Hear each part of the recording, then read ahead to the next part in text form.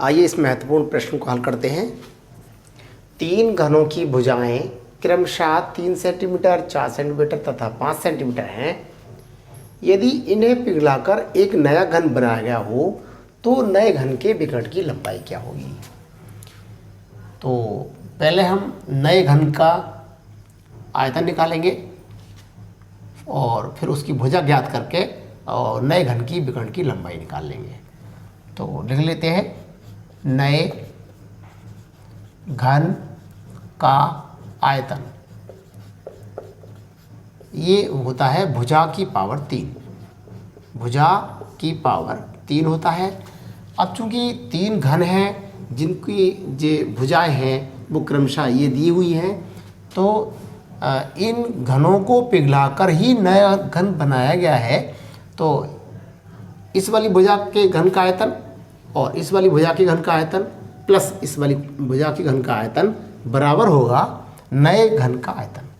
तो अगर इस वाली भुजा के घन का आयतन निकालें तो आयतन होता है A1Q, तो क्या हुआ, तो 3 की पावर Q और प्लस यदि 4 सेंटीमीटर भुजा वाले घन का आयतन निकालें तो 4 की पावर 3 और प्लस यदि 5 सेंटीमीटर भुजा वाले घन का आयतन निकालें तो 5 की पावर 3 बराबर भुजा की पावर 3।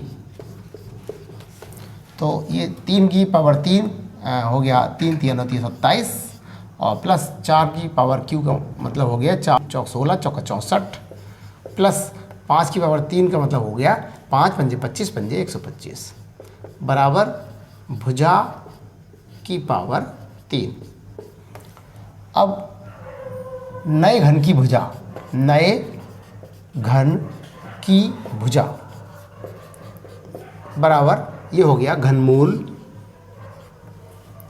27 और 27 64 और 125 जोड़ लेंगे, 5 और 4 9 और 7 16 और 2 और 1 3 और 6 9 और 2 11, 1 और 1 2 216।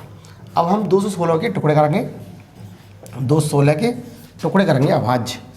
2 एकन 2, 2 अट्ठे 16, 2 पंजे 10, 2 चौका 8 और 2 दूनी 4, 2 सत्ते 14, 3 नैम 27 और 3 तिया 9।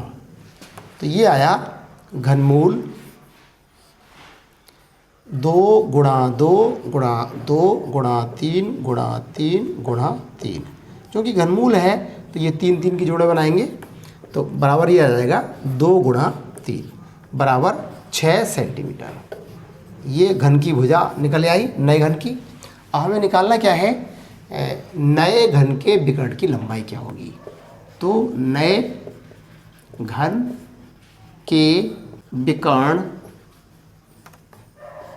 की लंबाई ये होता है भुजा √3। तो भुजा कितनी निकाली हमने, 6 सेंटीमीटर और √3 सेंटीमीटर। अतः 3 घनों की भुजाएं क्रमशः 3 सेंटीमीटर, 4 सेंटीमीटर तथा 5 सेंटीमीटर हैं।